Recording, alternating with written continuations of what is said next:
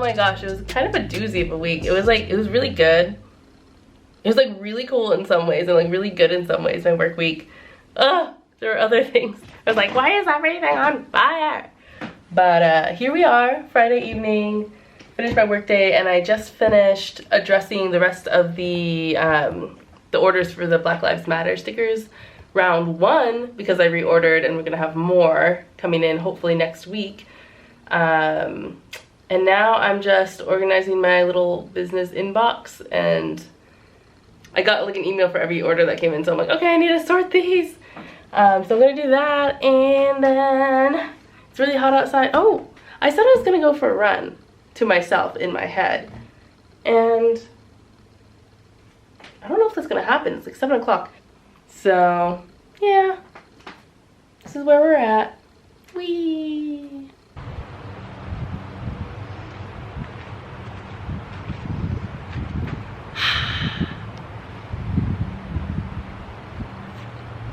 Nothing like Friday night after a long week of work. I'm supposed to be on a diet. No, it is not a wine diet, unfortunately. You know what? You gotta live a little. I am drinking a lovely glass of white wine. I don't even know what it is. I didn't buy it though. It's Chardonnay. Chardonnay from Washington State Wineries. And I'm going to watch the sun get low in the sky. And I'm actually, you know, I have a lot that I need to be doing online, but see, I have water too. For those of you who thought that I was just sustaining myself on wine only, I decided that even though I have a lot of work to do online and I have research to do and my phone doesn't work properly because I never clear out the storage and I have too many photos of cats and I need to put them on a hard drive. Yeah, you could say I could delete them all, but I've already deleted a lot and I just kept my favorites, because otherwise I'm not going to be able to listen to my voicemails. I just got a little pop-up message that was like, you can't download voicemails. I'm like, oh, I've been waiting for calls from some people for art supplies. What if they've been trying to reach me? I thought they ghosted me. I should be doing that. But I have been staring at a screen all day, so I just want to drink a glass of wine and sit outside. And I brought some art with me because I always like feeling productive. If there's stuff to do and I'm not doing something productive, it stresses me out. So this way I get to relax while also feeling like I'm being productive, because I am. And I'm just gonna let the chickens run around my feet. Hope they don't peck my toes like they usually do. Chicky chick chicks! Chicky chick chicks! Look, Pam's at the door. Pam the Easter egger, we think. Hey! Hey! How do I do this one-handed? Yeah! Oh my goodness. Ow. Who put this door on here? Chicky chicks! Whee! Hi! You're not gonna come sit with me? Look, they like drinking water out of that plant tray more than they like drinking out of their fancy chicken waterer that costs like 30 bucks. Or 40 bucks, I don't remember. There's a lot of money for a piece of plastic, but honestly worth it. What you doing? Gonna run away into the neighbor's yard again? They've been so bad lately.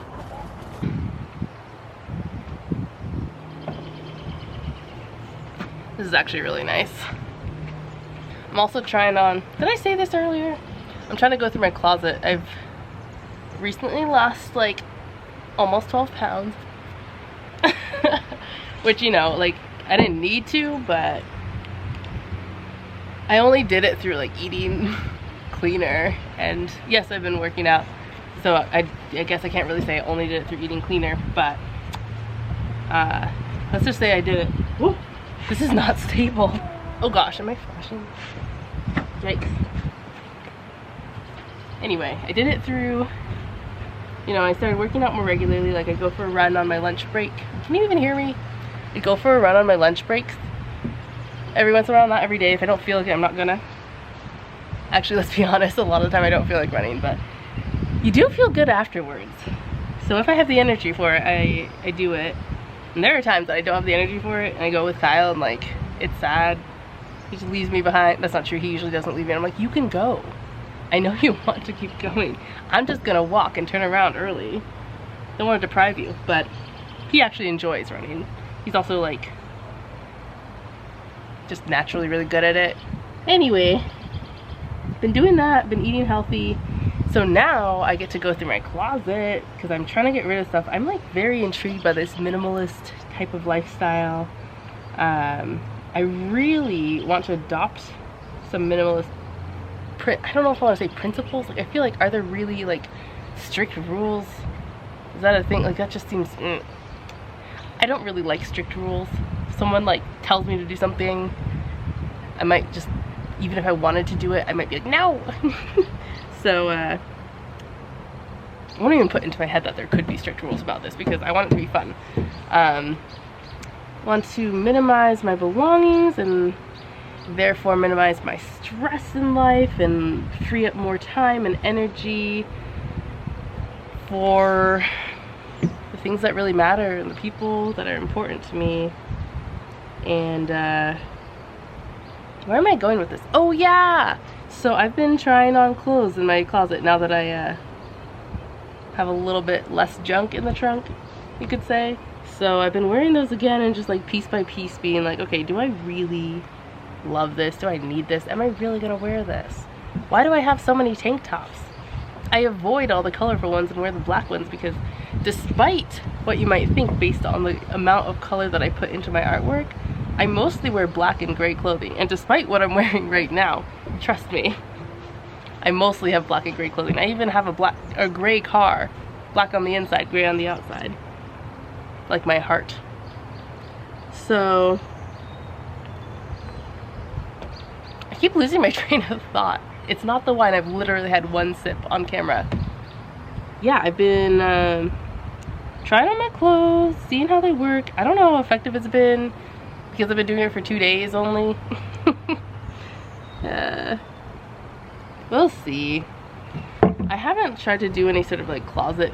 I feel like, so I really love watching people's closet clear outs, like on YouTube and like home makeovers. Ugh, love it. But you know, I thought about doing my own and I was like, isn't that kind of like, it like felt too personal. Also, it's such a mess. And I know that's the point, but when you're watching someone else's mess, it's like different than when you're sharing your own, you know? These J's are loud, can you hear them? So, those are some things on my mind. I'm doing some art, thinking about minimalism. You know, a friend of mine earlier today, we were talking and she was like, talking about some, you know, things that she's considering for the next step of her life. Some certifications she's getting, so that she can kind of get an idea of maybe what she wants to do next and get a taste of where she might want to go next. And she asked me basically where I have considered like going next in my life, and I like was like, wow, I don't remember the last time someone really asked me that. And I don't know the last time I really thought about it, because I would love to, like, at some point, you know, get to be fortunate enough to like work as an independent, like as a full-time artist and not have to like worry. Do I really believe it if I haven't really planned the details? I haven't actually gone in depth and like planned out like the individual steps that I need to take to make that happen and really possible, and like know exactly how much money I have to have saved up just to survive, or as an emergency fund. I haven't, you know, I haven't taken all these steps, and I know about these steps and I like think about them vaguely, and I'm like, oh yeah, someday. I'm like, okay, what about today? Like, someday is today. How many years can you say someday? And like, I am taking steps, and I am learning, and I'm growing my business. At the same time, I think I could go a lot faster if I wasn't allowing myself to be held back by my own like fear of the unknown. And like, yeah, the unknown is scary, but like, it's only scary because it's unknown most of the time. Like, I mean, take current events, all this talk about like defunding the police. Like, when I first heard that, I was like, what? But then you start hearing like, oh, well, you know, it's not like we just like want like people to be out of their work. We don't want police officers to just be out of their job. Okay, maybe some people do, but like enough people are out of work right now. The vast majority of people, I don't really believe, want police officers to just, you know, be out of work as well and suffer and not know how to like feed their family and their kids. I think what we want is like a very intentional shift away from police officers being like the one and only option, you know, for someone getting help when they need it in a dire situation.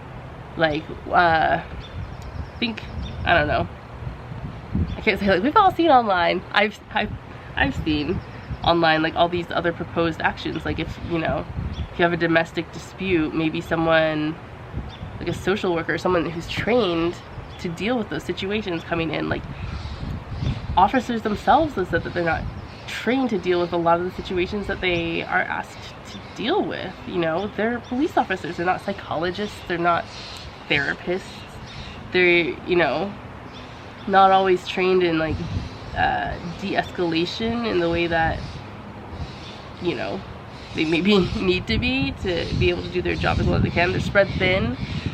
Like, why can't police officers be available for those situations where they are really called for? I don't know. I mean, I guess then like the argument is like, if you allow the police force to exist, then, you know, even if we make a bunch of progress in like a, you know, more in the right direction, whatever the right direction is for you. In this case, I'm talking about like, you know, not having such like a violent reputation. And like, no, I don't think all police officers are bad, but like the institution, like, okay, we're talking about institutional racism, where it's like the foundation that all of these systems are built off of have racism just like running through them. It's just like groundwater basically, you know, where like you might not just see a stream running, but there can be streams that are running underground through silt and sand. The water's still there, it still counts as a stream or a river, an underground river. Just because you can't see it doesn't mean it's not there. Some people can see it or feel it. And I don't know, I just think it's, what was I even talking about originally? How did I get here? I don't remember. We have a lot to think about, basically. Maybe I should just continue this later. I'm running out of battery anyway. The chickens have arrived! Shaking their heads. Apparently they didn't like that pitch in my voice. My battery died. I got a new one. I watched back a little because I was like, how did I get on this topic anyway? The whole point, reeling it all in, is, or was supposed to be, whoa, I almost fell over in this bench. The whole point was, I was talking about like being held back by the fear of the unknown in my own life, and also, I don't know, I guess comparing that to people being like, the idea of like defunding the police being like problematic is mostly, in my opinion, based in the fear of the unknown, which is fair. But it's interesting to like see people be open-minded and listen. Like, I was like, what are you talking about, defund the police? And then I started hearing the arguments, people now being kind of more open to the, like, okay, well, what would defunding the police look like? And it's like, it would look like a slow process where the police are actually only asked to do the jobs that they should really be doing. Like, if there is some armed person like trying to shoot people in a church, which you should just never do, like, then they're there to help out in those situations. but they're not gonna, you know, be called because someone wore a hoodie outside and then they're gonna shoot that person to death because they wore a hoodie. Like, how are you supposed to live? You can't even wear, like, what? Crazy. So, I don't know. I guess I'm just like, if you are open to thinking about what the unknown could look like and how it could function, like, maybe you'll actually find something that is better than what you have right now. And I guess I'm just like distilling all the things that are happening in the world right now and being like, you know what, this can apply to like my personal life outside of, I mean, my personal life isn't really outside of politics or anything. It's definitely tied into that, but like somewhat separate from that. There are lessons that we're all learning, and there are lessons that we can all take to heart on a macro level and a micro level. I guess that's what I'm trying to say. You feel me? I don't know. Food for thought. I've been considering things that I hadn't even thought of before, and I just think this is like a time of growth and like a real opportunity for people. And some people are really proving that they're not here to grow as individuals and human beings and not here to be like a better person. And a lot of people are showing that they do want to improve themselves and be better and more mindful and compassionate and actually learn about things that they maybe just didn't get the chance to learn about before or understand before. And a lot of important conversations are being had, and I think it's like the silver lining to a very terrible situation. So let's keep going. Some people can't afford to stop because it's a matter of life or death. So let's keep going. Let's keep having these conversations and, you know, make these changes happen. Like, there are certain situations where not taking no for an answer is a problem, but this is not one of those situations. It's just not. There's a point where if you're really in touch with your humanity, you know sometimes there is a fundamental difference between right and wrong. What is right and what is wrong. And there's just no debate. And what happened to George Floyd was just wrong. So as silly as I am, and as silly as this whole video is probably going to be, I want to encourage everybody to get back in touch with their sense of humanity.